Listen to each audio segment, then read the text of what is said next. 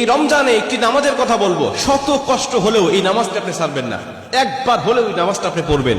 নবীজি এই নামাজের এত গুরুত্ব দিতেন, নবীজি বলেছেন জীবনে একবার হলেও তুমি নামাজটা পড়বে। এই হাদিসটি ইবনে মাজাহ শরীফের, তিরমিজি শরীফের এবং আবু দাউদ শরীফের 1297 নম্বর হাদিসের মধ্যে এই হাদিসটা বর্ণনা হয়েছে এই নামাজের কথা। নবীজি তার চাচা আব্বাস রাদিয়াল্লাহু তাআলা আনহুকে ডাক দিয়ে বলেন, চাচা আমি আপনাকে এমন একটি নামাজের কথা বলছি, এই নামাজটা আপনি প্রতিদিন একবার হলেও আপনি আদায় করবেন। চাচা যদি প্রতিদিন সম্ভব না হয়, অন্তত সপ্তাহে একবার হলেও আপনি নামাজটা পড়বেন। যদি সপ্তাহে সম্ভব না হয়, তাহলে আপনি মাসে অন্তত একবার এই নামাজটা আদায় করবেন। চাচা যদি মাসেও আপনার পক্ষে কষ্টকর হয়ে যায়, বছরে একবার পড়বেন। যদি বছরেও না পারেন, জীবদ্দশায় অন্তত একবার হলেও নামাজটা পড়বেন। কারণ এই নামাজটা এত পাওয়ারফুল নামাজ। এই নামাজটা আদায় করার কারণে আপনার প্রকাশ্যে অপ্রকাশ্যে যত গুনাহ করেছেন, আপনার ইচ্ছায় অনিচ্ছায় যত গুনাহ করেছেন, আপনার অতীত জীবনে যত গুনাহ করেছেন, সব গুনাহ আল্লাহ আপনাকে ক্ষমা করে দিবে। চাচা এই নামাজটার নিয়মটা একটু ব্যতিক্রম। এই নামাজটাকে বলা হয় সালাতুত তাসবিহ।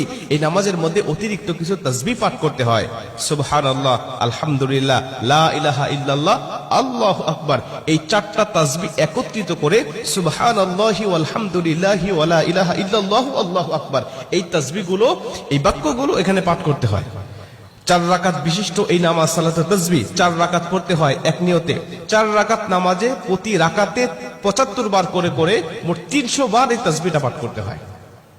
সুবহানাল্লাহি ওয়াল হামদুলিল্লাহি ওয়া লা ইলাহা ইল্লাল্লাহু আল্লাহু আকবার, এই তাসবিহটা, এই দোয়াটা 75 বার করে করে প্রতি 4 রাকাতে মোট 300 বার করে আপনি পাঠ করবেন।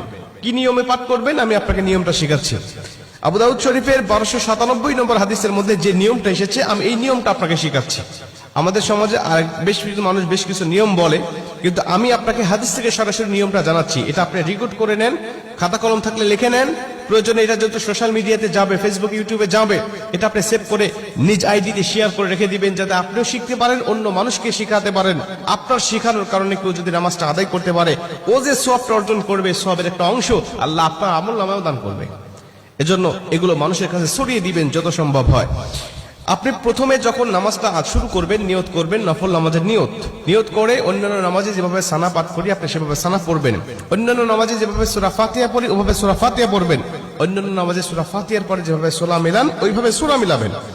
সূরা মিলানোর পরে রুকুতে যাবার আগে দাঁড়ানো অবস্থায় আপনি 15 বার এই তাসবিহটা পাঠ করবেন। সুবহানাল্লাহি ওয়াল হামদুলিল্লাহি ওয়া লা ইলাহা ইল্লাল্লাহু আল্লাহু আকবার, এই তাসবিহটা পাঠ করলেন 15 বার। 15 বার পাঠ করার পর আপনি রুকুতে চলে গেলেন। রুকুতে গিয়ে রুকুর যে তাসবিহটা আছে, তাসবিহটা পাঠ করার পরে সুবহান রাব্বিল আযীম বলার পরে আপনি এই তাসবিহটা আবার পাঠ করবেন 10 বার। সুবহানাল্লাহি ওয়াল হামদুলিল্লাহি ওয়া লা ইলাহা ইল্লাল্লাহু আল্লাহু আকবার, এই 15 বার আর 10 বার 25 বার। এরপরে আপনি রুকু থেকে উঠে দাঁড়ালেন, দাঁড়ানোর অবস্থায় আপনি আবারও 10 বার পাঠ করবেন। তাহলে হলো 10 আর 25 35 বার। এরপরে আপনি রুকুতে চলে যাবেন। রুকুতে গিয়ে রুকুর তাসবিহটা পাঠ করার পরে আবারও পড়বেন 10 বার। এই হলো 35 আর 10 45 বার। এরপরে আপনি রুকু থেকে আবার উঠে বসে পড়লেন। বসার পরে আপনি আবার পড়বেন 10 বার। 45 আর 10 55 বার। এরপরে আপনি আবার রুকুতে চলে যাবেন। রুকুতে গিয়ে রুকুর তাসবিহ পাঠ করার পরে আবার পড়বেন 10 বার। এই হলো 10 আর 55 65 বার। এরপরে রুকু থেকে যখন উঠবেন, উঠে প্রথম রাকাতে আপনাকে দাঁড়াতে হবে। না দাঁড়িয়েই আপনি বসা অবস্থায় আবার 10 বার পাঠ করবেন। এই হলো 65 আর 10 75 বার। দ্বিতীয় রাকাতে ঠিক একই নিয়মে, তৃতীয় রাকাতে ঠিক একই নিয়মে, চতুর্থ রাকাতেও একই নিয়মে, এই 4 রাকাতে 75 বার করে করে যখন 300 বার পাঠ করে আপনি সালাম ফিরিয়ে নামাজটা শেষ করবেন, সালাতুত তাসবিহ নামাজটা আপনার আদায় হয়ে গেল। এই নামাজ শেষ করে আল্লাহ পাকের কাছে আপনি দোয়া করবেন, যেভাবে ইচ্ছা চাইবেন আল্লাহ পাক আপনার দোয়াটাকে কবুল করে নেবে। আমরা দেখেছি বেশ কিছু পিকচারের মধ্যে, বেশ কিছু জায়গায়, বেশ কিছু লেখায় আপনি এই নিয়মটা বর্ণনা করার পাশাপাশি একটু ব্যতিক্রম বর্ণনা করা হয়েছে, যে শেষ রাকাতে সেজদা থেকে উঠে বসে না পড়ে রুকুতে যাওয়ার আগেই মোট 25 বার পড়তে হবে। অর্থাৎ রুকুতে যাওয়ার আগে 10 বার আর সানা পড়ার পরে 15 বার। এই নিয়মটা বর্ণনা করা আছে, কিন্তু হাদিস শরীফের মধ্যে আমি যেটা বললাম এই নিয়মটা বর্ণনা করা আছে। অতএব এই নিয়মে যদি আপনি নামাজটা আদায় করেন, আশা করা যায় আপনার নামাজটা কবুল হয়ে যাবে।